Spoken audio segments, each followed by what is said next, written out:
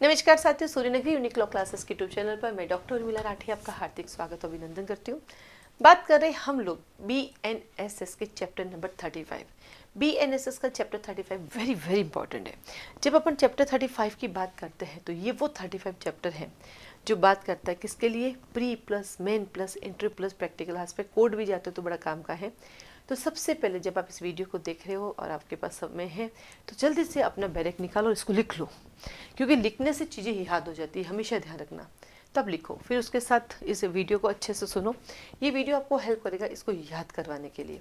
तो आइए करते हैं इसको याद। ये बात करता बेल और बॉन्ड की, 478 से 496। अब सवाल आता है बेल और बॉन्ड क्या है। जब कभी भी किसी भी अक्यूज्ड को अरेस्ट किया जाता है तो अरेस्ट करके उसको सीधा जेल में डाल देते हैं, जरूरी नहीं है, क्योंकि अपने पास दो तरह के मैटर होते हैं। एक होता बेलेबल और एक होता नॉन बेलेबल।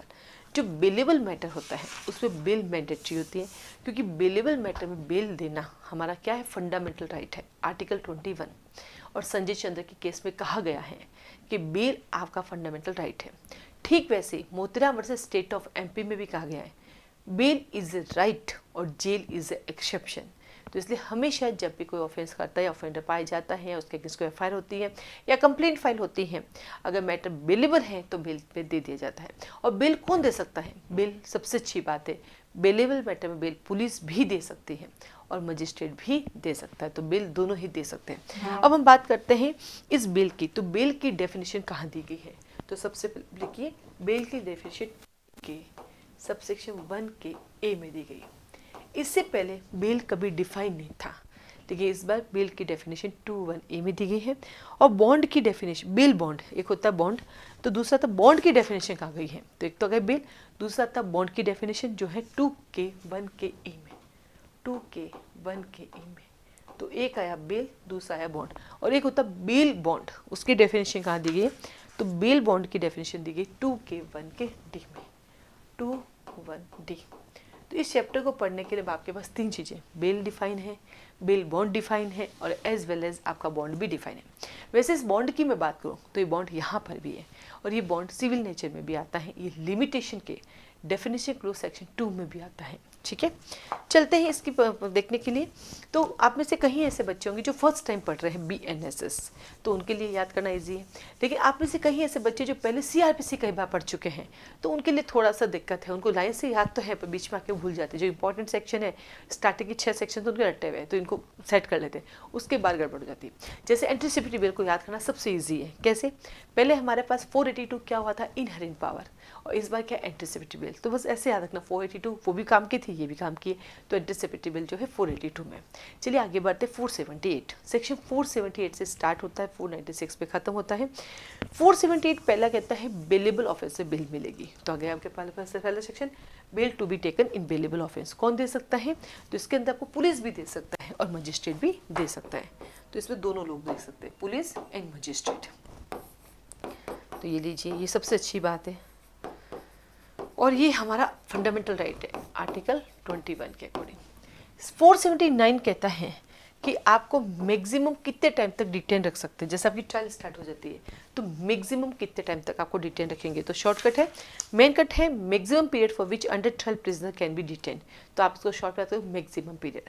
तो कब तक? जब आपकी पनिशमेंट का आधा अगर बीत गए तो आधे के बाद आपको बेल पर छोड़ देते हैं, इसे भी डिफॉल्ट बेल कहते हैं। और ये कौन सी डिफॉल्ट बेल है? ड्यूरिंग ट्रायल, ड्यूरिंग ट्रायल जो है हम आपको छोड़ सकते हैं। इसको भी बहुत सारे ऐसे प्रोविजन है जो डिफॉल्ट बेल की बात करता है, जिसमें से एक प्रोविजन ये भी है। तो 478 कहता है बेलेबल ऑफेंस से बेल, 479 कहता है मैक्सिमम डिटेन, 480 कहता है कि नॉन बेलेबल ऑफेंस में बेल मिलेगी या नहीं मिलेगी। तो आया हमारे पास 480 नॉन बेलेबल ऑफेंस में बेल। तो ये इसका टाइटल है आपका when bail may be taken in case of non bailable offence.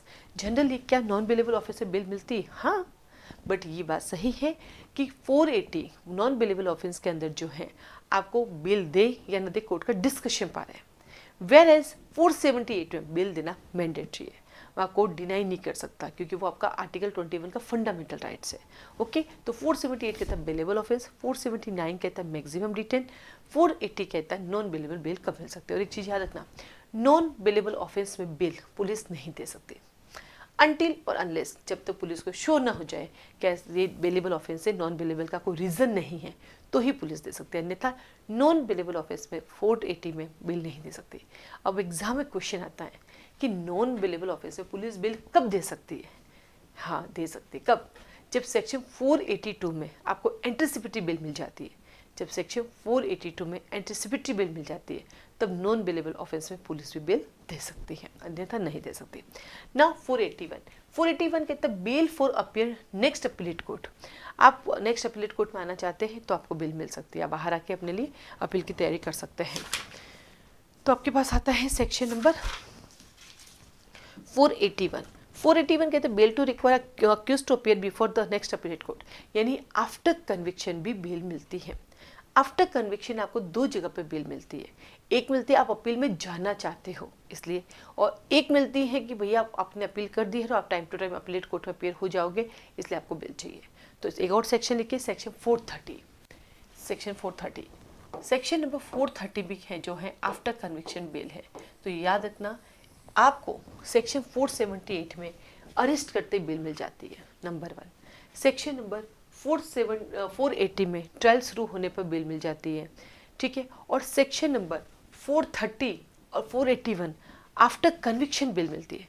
तो बिल तीनों स्टेज पे मिलती है, पकड़ते ही मिल सकती है, ड्यूरिंग ट्रायल मिल सकती है, आफ्टर कन्विक्शन मिल सकती है। तो बिल हर स्टेज में मिलती है। जब तक फाइनल सेंटेंस पास नहीं हो जाता, जब तक सुप्रीम कोर्ट फाइनल थप्पा नहीं लगा सकती अब आगे कोई अपील नहीं होगी, तब तक आपको बिल ग्रांट की जा सकती है। कितनी अच्छी बात है। तो जनरली और फिर आता है आपके पास एंटीसिपेटरी बिल 482 कहते हैं मैं हूँ आपकी एंटीसिपेटरी बिल। किस में मिलती है? सिर्फ नॉन कॉग्निजेबल मैटर में। क्यों? सॉरी, नॉन बेलेबल मैटर में। क्यों? अरे बेलेबल में तो सीधा ही मिलती है 478 में, तो नॉन बेलेबल ऑफेंस में एंटीसिपेटरी बिल मिल जाती है, जो एफआईआर दर्ज होने के बाद आप कभी भी ले सकते हैं। इवन एफआईआर दर्ज होने से पहले आपको डाउट है तब एंटीसिपेटरी बिल ले सकते हैं। और देन आता है आपके पास 482 के बाद 483 स्पेशल प्रोविजन है। यदि आपको बेल ग्रांट कर ली जाती है, कहाँ पर? यदि आपको बेल ग्रांट कर दी जाती है सेक्शन नंबर 480 में, तो 480 की बेल को यहाँ पे आके आप कैंसिल कर सकते हैं हाई कोर्ट और सेशन कोर्ट में। और ये अगर वो बेल वहाँ नहीं देता है तो भी आप यहाँ आके बेल ले सकते हैं हाई कोर्ट और सेशन। तो यानी अगर देखा जाए तो 482 बेस्ड ऑन सेक्शन नंबर 480 है। किससे रिलेटेड है? Section number 4। अब इतने सेक्शन हर बच्चे को याद है। मैं बात करूँ पुराने सीआरपीसी की तो भी रटा है, इसलिए वो बच्चा फटाफट बोल देता है, उसको याद है वहाँ से शुरू होता है हमारा और उसको यहाँ से 436 को को रिलेट करके बोल देता है। इसके बाद क्यों नहीं याद है? क्योंकि इसके बाद सेक्शन जो थोड़े काम के कम होते हैं तो कम है, लेकिन हम या वो भी याद करेंगे क्योंकि प्री के एग्जाम में क्वेश्चन इनसे अब आते ही नहीं, बाकी वालों से आते हैं जो हम पढ़ के नहीं जाते।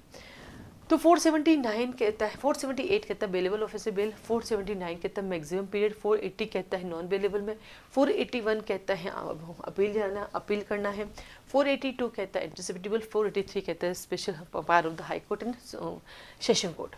Now 484 amount of bond. Yes, यहाँ जो बॉन्ड भरवाएंगे उसमें आपको अमाउंट लिखना पड़ेगा। तो उसको कितना अमाउंट होगा, इसको कम ज़्यादा करना है, कैसे करना है? तो 484 amount of bond and reduction thereof, बंधक की रकम और उसे घटाना, सब कोर्ट का डिस्कशन पा रहे हैं। Court according to circumstances, high court या सेशन कोर्ट करेगी, अंडरलाइन कर लीजिए। हाई कोर्ट या सेशन कोर्ट डायरेक्शन देगी किसको? पुलिस अधिकारी मजिस्ट्रेट को, क्योंकि पुलिस भी तो बिल देती है। तो यहाँ पे लिखो हाई कोर्ट और सेशन कोर्ट किसको देगी? पुलिस को और मजिस्ट्रेट को। क्यों? क्योंकि पुलिस भी बेल देती है और मजिस्ट्रेट भी देता है। तो ये आ गया आपके पास पुलिस को और ये आ गया आपके पास मजिस्ट्रेट को। देन आता है section 485 bond of accused and sureties. अब अक्यूज्ड भी अपना बॉन्ड भरता है और श्योरिटी भी बॉन्ड भरता है। बॉन्ड का मतलब कि अपने आप को बाउंड करना, जब जब आप बुलाओगे मैं आऊँगा, तो बॉन्ड आपसे भी लिया जाता है और आपकी श्योरिटी से भी लिया जाता है। तो सेक्शन 483 अमाउंट ऑफ बॉन्ड की बात करता है और section 485 bond of the accused और उसकी श्योरिटीज की बात करता है। 486 कहता है डिक्लेरेशन बाय श्योरिटी। श्योरिटी अपनी डिक्लेरेशन करेगा, भैया मैं कंटिन्यू रहना चाहता हूँ या मैं नहीं रहना चाहता हूँ, मुना भी कर सकता है। तो क्या कहता है 482 कहता है मैं एंटीसिपेटरी बेल हूँ। 483 कहता है special power of the high court है। 484 कहता है अमाउंट ऑफ बॉन्ड कितना होगा उसका रिडक्शन करेंगे। 485 कहता है आपका bond of accuse and sureties और 486 कहता है श्योरिटी अपना डिक्लेरेशन करता है। 487 कहता है डिस्चार्ज फ्रॉम कस्टडी। अब क्या कहता है 487 कहता है आपके पास डिस्चार्ज ऑफ कस्टडी, अभिरक्षा से उन्मोचन दे दिया जाएगा। 486 में जैसे श्योरिटी कहता है कि भैया अब मैं इसका श्योरिटी नहीं बनूंगा, तो उसको पकड़ के लिया जाता है। फिर उसके बाद वापस फिर से वही प्रोसीजर स्टार्ट होता है। तो अपना 487 कहता है कि जैसे ही अक्यूज्ड फिर से अपना बॉन्ड और बेल बॉन्ड एग्जीक्यूट कर देता है तो उसको कस्टडी से डिस्चार्ज कर देते हैं। अब देखिए डिस्चार्ज किस किस का होता है पूरे कानून में पता आपको। श्योरिटी का भी डिस्चार्ज होता है नंबर 1, अक्यूज्ड का भी डिस्चार्ज होता है नंबर 2। अक्यूज्ड का डिस्चार्ज 3 कैटेगरी में होता है। जब चैप्टर नंबर 5 में पुलिस इन्वेस्टिगेशन करती है, चैप्टर नंबर 5 में जब पुलिस अरेस्ट करती है तब पुलिस डिस्चार्ज करती है। जब ट्रायल होती है चार्ज फ्रेमिंग से पहले चैप्टर नंबर 19, 20, 21 और 22 के अंदर जब ट्रायल्स होती है अपनी सेशन ट्रायल्स, वारंट ट्रायल, वहाँ पर भी चार्ज फ्रेम करने से पहले मैटर नहीं बनता है, तब क्या करते हैं ड्यूरिंग ट्रायल डिस्चार्ज होता है। ये है आफ्टर कन्विक्शन डिस्चार्ज करते हैं जब आपकी बेल और बॉन्ड ली जाती है। और तो और यहाँ पर विटनेसेस को भी डिस्चार्ज करते हैं। तो देखो इस पूरे कानून में 3 लोग डिस्चार्ज होते हैं, अक्यूज्ड हर स्टेज पे। चैप्टर 5 में भी होता है, ड्यूरिंग ट्रायल भी होता है, आफ्टर कन्विक्शन भी होता है। जब उसको बेल बॉन्ड की जरूरत होती है बेल बॉन्ड पे छोड़ते हैं, उसका श्योरिटी मना कर देते हैं, उसको वापस पकड़ के लाते हैं, फिर से वो बेल बॉन्ड दे देता है, एग्जीक्यूशन करता है, फिर से डिस्चार्ज करते हैं। और विटनेसेस को भी यहाँ पे हम डिस्चार्ज करते हैं। क्या बात करोगे, बिल्कुल आप एक केस में विटनेस है, कब तक जाओगे भाई, कब तक एविडेंस दोगे? द एंड ऑफ आप कहोगे ना सर अब मेरा कब तक आना पड़ेगा, क्योंकि हमारे यहाँ कानून में जो देखा है वही सबसे बड़ा ऑफेंडर होता है, इसलिए बुरा ना देखो। ठीक है, गांधी जी मना कर रहा है, ना बुरा कहो, ना बुरा बोलो, ना बुरा देखो। तो देखोगे तो गड़बड़, तो आपको भी डिस्चार्ज किया जाता है। कहाँ डिस्चार्ज करते हैं? सेक्शन नंबर 365 के अंदर। आप पढ़िएगा सेक्शन 365 पढ़ना, उसका सब सेक्शन 1 पढ़ना, उसका प्रोविडेड पढ़ना, तो आपको पता चलेगा जब विटनेस की एविडेंस कंप्लीट होती है तो उसको भी डिस्चार्ज किया जा सकता है। यहाँ पे लिख लेते हैं, कहाँ गया section number discharge of custody में, यहाँ पे लिख दो सेक्शन नंबर 365। हाँ जी, 482 में एंटिसिपेटरी बिल आई, 483 के अंदर आपका देखो एंटिसिपेटरी बिल याद होते हैं अपना सेक्शन बाकी का आ जाएंगे। 483 कहता है special power of the high court of session को, 484 कहता है अमाउंट ऑफ बॉन्ड, 485 कहता है bond of the accused and sureties, 486 कहता है ड्यूरेशन डिक्लेरेशन बाय श्योरिटीज, 487 कहता है डिस्चार्ज फ्रॉम कस्टडी, 488 कहता है ऑर्डर फॉर सफिशिएंट बेल। क्या कहा? ऑर्डर फॉर सफिशिएंट आपके पास आता है sufficient bail when the first taken is insufficient. RGS pre 2000, RGS pre के अंदर 2021 के अंदर प्री का सवाल आया जो कभी सोच नहीं पाया कोई कि यहाँ से भी क्वेश्चन आ सकता है, क्वेश्चन आया वो भी सेक्शन बेस्ड क्वेश्चन। तो क्या कहा कि अगर आपकी बेल लेनी है और बेल इनसफिशिएंट है तो सफिशिएंट, फर्स्ट बेल इनसफिशिएंट है तो सफिशिएंट बेल के लिए कहा जा सकता है। तो इसको याद रखना, ऑर्डर फॉर सफिशिएंट बेल। ठीक है, तो 482 कहता मैं हूँ एंटिसिपेटरी, 483 कहता है स्पेशल पावर, 484 कहता अमाउंट, 485 कहता bond of the sureties and accused, 486 कहता है डिक्लेरेशन, 487 कहता है डिस्चार्ज फ्रॉम कस्टडी, 488 कहता है ऑर्डर फॉर सफिशिएंट बिल के लिए कहा जा सकता है ना। 489 कहता है डिस्चार्ज ऑफ श्योरिटी। आ गया discharge of surety, discharge of witness बताई दिया आपको 365 में, और डिस्चार्ज ऑफ अक्यूज्ड यहाँ कस्टडी से यहाँ है, चैप्टर 5 में है, चैप्टर नंबर 19, 20 के अंदर भी दे रखा है। देन आता है आपके पास chapter number 14 discharge of surety हो गया। नंबर 490 कहता है मुचलके की बजाय निक्षेप। अब देखिए हम जब कोर्ट जाते हैं, वकालत करते हैं, हम जब पुलिस थाने जाते हैं तो हम वहाँ 3 चीज़ें देखते हैं। एक होती जमानत बेल, एक होता बंद पत्र बॉन्ड, और एक होता मुचलका जो कि मनी के रूप में होता है, तो मुचलका भी भरते हैं। तो यहाँ कहता है मुचलका मतलब सीधा आप अपना अमाउंट सबमिट कर दो, तब अमाउंट भी सबमिट कर सकते हैं। तो कानून में 3 चीज़ें चलती है जब अक्यूज्ड के अगेंस्ट केस होता है, या तो बेल या बॉन्ड या मुचलका भरना। तो ये आ गया आपके पास मुचलका डिपॉजिट जो है रिकॉग्नाइजेंस, वैसे इसको मुचलका ही बोलते हैं, उसको याद मुचलके से रखोगे तो याद रहेगा। तो 489 कहता है डिस्चार्ज ऑफ श्योरिटी, और 490 कहता है मुचलका की बजाय हम निक्षेप करेंगे। 491 और 492 वेरी वेरी इंपॉर्टेंट है, प्री प्लस मेन का क्वेश्चन है। आपने क्या कर दिया, बेल बॉन्ड कर दिए। अब आप जैसे ही कंडीशन ब्रीच करोगे तो बेल बॉन्ड भी फॉरफिचर होगा। तो सेक्शन 491 कहता है procedure when bond has been forfeited. जैसे ही आपका बेल बॉन्ड फॉरफिटेड होता है हम वापस आपको पकड़ के ले आते हैं। और बेल और बॉन्ड जब भी आपको दी जाती है विद कंडीशन दी जाती है। यदि आप कंडीशन ब्रीच करते हो तो भैया फॉरफिचर होगा, और कंडीशन ब्रीच करना यानी इस ऑर्डर का डिसओबे किया तो आपको सिविल जेल भी भेजा जा सकता है। तो procedure when bond has been forfeited. और 492 कहता है फाइनली कैंसिलेशन ऑफ बेल और बॉन्ड, क्योंकि आप कंडीशन ब्रीच करोगे हम इसको कैंसिल करते हैं। देंगे। तो 492 कहता है कैंसिलेशन। 493 कहता है यदि आपका इंसॉल्वेंट, यदि आपका श्योरिटी इंसॉल्वेंट हो गया तो वो तो खत्म ही हो गया, तो वो कहाँ से जिम्मेदारी निभाएगा। तो कहता है प्रोसीजिंग केस ऑफ इंसॉल्वेंसी और death of the your surety, तो भैया वो श्योरिटी खत्म। अब when a bond is forfeited, दो कंडीशन, यदि आपका श्योरिटी मर गया, इंसॉल्वेंट हो गया, आपका बॉन्ड फॉरफिटेड हो गया, तो हम आपको फिर से पकड़ के लाएंगे, आपको कस्टडी में डालेंगे अनटिल और अनलेस आप फिर से कोई श्योरिटी नहीं लेकर आ जाते हो। तो 493 राजस्थान एडीजे 2021 का मेन एग्जाम का क्वेश्चन हुआ करता था। देन आता 494 bond required from child, Rajasthan ADJ pre का क्वेश्चन था। शिशु से अपेक्षित बंद पत्र, बताओ आप सबको 478 से लगा के 483 याद है, लेकिन क्वेश्चन कहाँ से आ रहे हैं, क्वेश्चन तो पीछे वाले से आ रहे हैं। तो भैया इस किताब का हर, इस बैरक का हर एक सेक्शन काम का है, चाहे वो सेक्शन 1 हो चाहे सेक्शन 531 हो।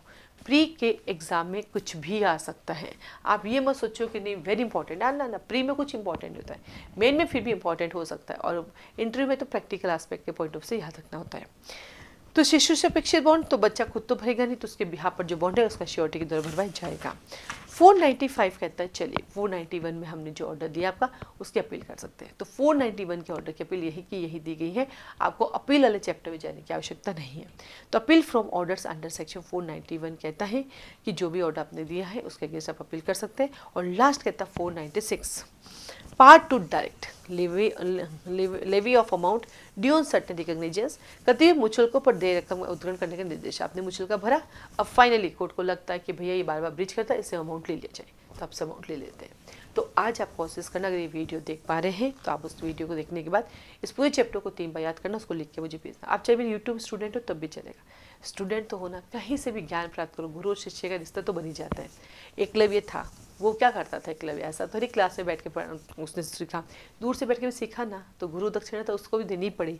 तो इसलिए वो इश्यू नहीं है, आप जब भी देखने का मौका मिले इस वीडियो को आप जरूर इसको लिखें, 3 बार लिख के इसको याद करें। आप चाहे तो अपना रिकॉर्डिंग करके भेज सकते हैं, याद करते बिना देखे रिकॉर्डिंग भी आप मुझे करके भेज सकते हैं।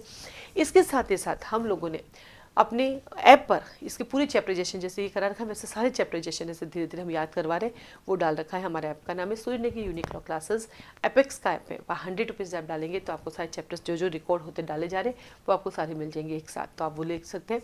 इससे क्या होगा, इस चैप्टराइजेशन से एटलीस्ट आपके सबसे पहले सेक्शन याद हो जाएंगे, क्योंकि जनरली आप सोचते हैं सेक्शन याद करूँ, लेकिन सेक्शन सोचते रह जाते हैं। तो कहीं ना कहीं ये वीडियो आपको हेल्प करेगा। आपको लगता है मैं नौकरी करता हूँ, या आपने कभी दोपहर में इस वीडियो को आपके हाथ में आए तो आप इसको स्किप कर देते हो कि मैं बाद में देख लूँगा, अभी आप कोर्ट में हो या कहीं काम भी कर रहे हो, तो अपना टारगेट बनाओ कि सोने से पहले सुन लूँगा, उसके मैं लिख के सोऊंगा। आज तो मेरा डेडिकेशन है, ये मॉर्निंग में उठ के सबसे पहले मैं इस वीडियो को लिखूंगा, क्योंकि पूरा BNSS के चैप्टर से याद हो जाएंगे। ठीक वैसे हमारी सीरीज चल रही BNS की, वैसे चीज़ें BSA की जाए। साथ ही साथ आप जाना हमारे ऐप पर अब जल्दी ही आपको कुछ फ्री कोर्सेज मिलेंगे, बहुत सारा सब्जेक्ट है। ऐसे तो हमारा फाउंडेशन बैच चलता है, हमें ज्वाइन भी कर सकते हैं, लेकिन कुछ फ्री कोर्सेज भी आपको हमारे ऐप पर मिलेंगे, वहाँ आप जाके जरूर पढ़िएगा, उससे आपको आइडिया लग जाएगा पढ़ना कैसा है। पूरा डिटेल स्टडी मिलेगी वहाँ पे। जैसे मान लीजिए CPC पढ़ने जा रहे हो तो CPC का जो भी वहाँ पढ़ाया गया है वो pre plus main plus interview plus practical aspect रहेगा। BNSS का चैप्टर नंबर 1, 2, 3, 4 है, वो भी pre plus main plus interview plus practical aspect से वहाँ पे पढ़ाया हुआ होगा। तो आप जाइएगा हमारे ऐप पर, वहाँ से फ्री कोर्सेज मिलेंगे। जल्दी ही हमारा दूसरा ऐप भी स्टार्ट हो जाएगा जो कि क्लास प्लस वाला है, फिर आपको दोनों में मिलना स्टार्ट हो जाएंगे। आप सबको ऑल द बेस्ट। और हमारी क्लासेस चलती है, आप हमारी क्लासेस ज्वाइन कर सकते हैं मॉर्निंग में 4 to 6, उसके बाद सुबह मॉर्निंग में आती है, सेकंड मॉर्निंग शिफ्ट आती है सुबह 8 से 10, तीसरा हमारा शिफ्ट होता है शाम को 6 to 9। तो आप हमें क्लासेस ज्वाइन कर सकते हैं। इंडिया के सारे स्टेट की स्टडी यहाँ पे होती है। लॉ पढ़ाती हूँ, GK GS नहीं पढ़ाती, हिंदी पढ़ाती हूँ, इंग्लिश पढ़ाती हूँ राजस्थान जुडिशरी के लिए, बाकी सारे स्टेट के लॉ कंप्लीट पढ़ाती हूँ, चाहे लॉ उनका कॉन्स्टिट्यूशन हो, चाहे उसका माइनर एक्ट हो, चाहे लोकल एक्ट हो। जैसे आंध्र प्रदेश में सिविल और क्रिमिनल रूल है तो वो भी पढ़ाती हूँ, जैसे MP के अंदर अकोमोडेशन एक्ट है, लैंड रेवेन्यू एक्ट है तो वो भी पढ़ाती हूँ, छत्तीसगढ़ के अंदर एक्साइज एक्ट है, या जितने लोकल एक्ट हैं वो सारे पढ़ाती हूँ। तो आप हमारी क्लासेस ज्वाइन कर सकते हैं। क्लासेस का फीस स्ट्रक्चर कितना है, क्लासेस का ड्यूरेशन क्या है, तो उसके लिए आप मुझे कॉल मैसेज कर सकते हैं। आपको एक वीडियो बनेगा मिलेगा, उसमें सब कुछ है। और हमारी क्लासेस के अंदर जो बच्चा आता है फाउंडेशन में उसको 0 से Z तक पढ़ाते हैं, यानी उसको एक एक चीज़ एक एक लाइन पढ़ाते हैं। कई बार आपको लगता है कि फीस ज़्यादा है, लेकिन जब आप मेरी मेहनत देखोगे तो आपको लगेगा अरे मैडम बहुत शानदार पढ़ाते हैं। क्योंकि मुझे ये नहीं पता आप जज बनोगे कि नहीं, पर मुझे इतना पता है कि आपके कंसेप्ट इतने क्लियर होंगे क्योंकि ना ऊपर वाला भी आपकी मेहनत से आपको जज बना के रहेगा। आप सबको ऑल द बेस्ट।